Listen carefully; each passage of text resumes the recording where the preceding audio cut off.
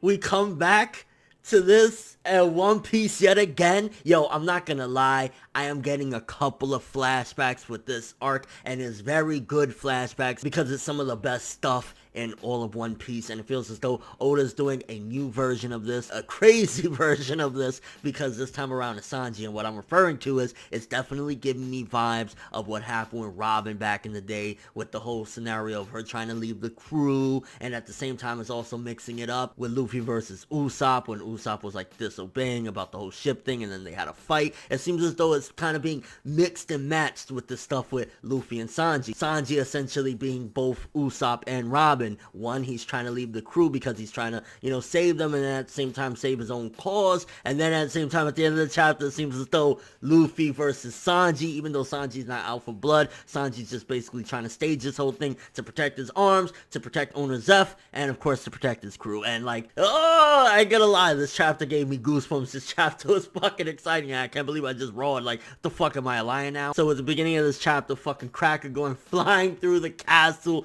I honestly wouldn't be surprised if Big Mom just eats this motherfucker, takes his soul or something, because you can see that she's a ruthless, reckless, disgusting, nasty fucking woman. She's a nasty woman. Even fucking Trump would call that bitch nasty. And nobody respects women more than Trump, right? But in this chapter, another thing that was warned by Pound is that seemingly Big Mom can control the weather. She can do a couple of these great feats. And I'm thinking to myself, how could she do that when it seems as though her feat is that, she can eat people or like, take their souls and do all these different things. Maybe she's kind of like a Mega Man-ish type of deal where she can actually like absorb different powers in a way, but temporarily use them. Because he said that one hand she can summon like, bad weather and stuff like that. Another hand she can summon the hand of Zeus and make thunderclouds. I'm kind of like, what? Unless she's actually manipulating things. Like, I really hope it doesn't turn out, which I highly doubt because Oda never does this, but I really hope it doesn't turn out that Big Mom is a big phony and like her power isn't all that great and she has like things behind the scenes, kind of like the Wizard of Oz or some shit. I hope it's not the case, and again,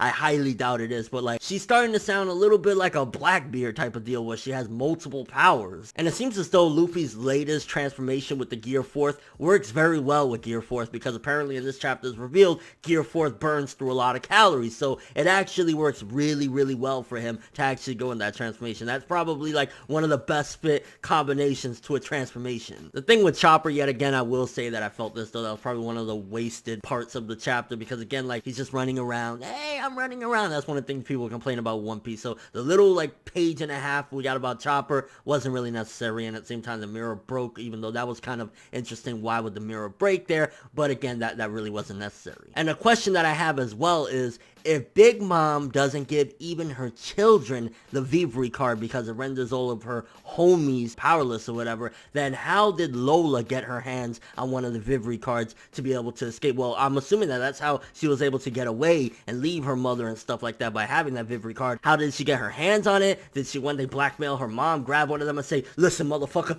I'm leaving. I'm leaving. I kind of imagine some shit like that, like out of a movie. But then the reunion. Honestly, the end of the chapter, it just made me feel all them feels I felt in the fucking Water 7, Annie's lobby, all that shit that you felt when Luffy fought against Usopp, when Robin was saying she was leaving the crew. Sanji's doing both of those things at once, and granted, of course, like, we know Sanji's motives opposed to like Robin. We didn't really understand at first why she was doing this, why she's trying to leave the crew. We knew there was something more to it than just her wanting to leave, but we know everything about Sanji at this particular point. But it still hurts nonetheless, because you know that Luffy's there like not understanding the situation, because we know from the narrative reading it, but Luffy obviously in the story is like, what the fuck? I don't buy this bullshit. So the fact that like Luffy and the crew, Nami's kind of shocked, like it's hurting them at the same time. It's like, Luffy's gonna kick your ass, boy. You think you're gonna get away with fucking playing him? You think you're gonna play the fucking man that's gonna be the king of the pirates?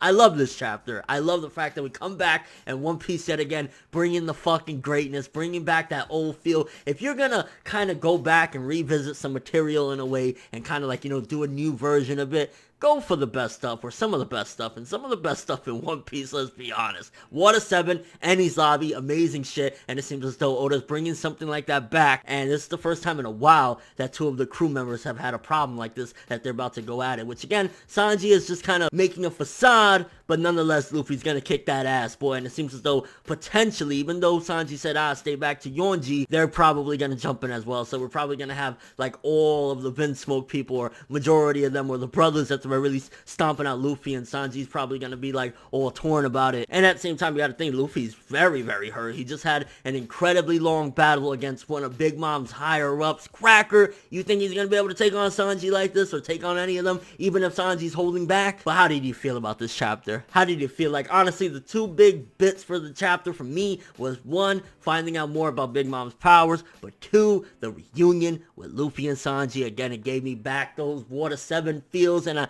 I know I keep on mentioning that, but it really did. It really did, and I'm loving it. And your overall expectations, what's going to happen? Is Luffy and Sanji going to go at it? Luffy's too tired. Sanji's going to be able to quickly do away with him? Are all the brothers going to jump Luffy and Sanji's going to, like, fall back and kind of have tears? Like, how do you feel this is all going to go down? And your overall expectations of the following chapter. I can't wait. Honestly, I'm giving this chapter a 9 out of 10. Yet again, I love to say this. One Piece greatness, baby. One Piece greatness. Let's go. But thanks for watching. Hope you enjoyed. If you liked anything I had to say or enjoyed the video, drop me a like. I'd greatly appreciate it. And if you want more from me, make sure to subscribe. Follow me on Twitter, Instagram, and stalk my Facebook to get more when the video ends. I'm ForneverWorld, and as always, people, have an awesome day.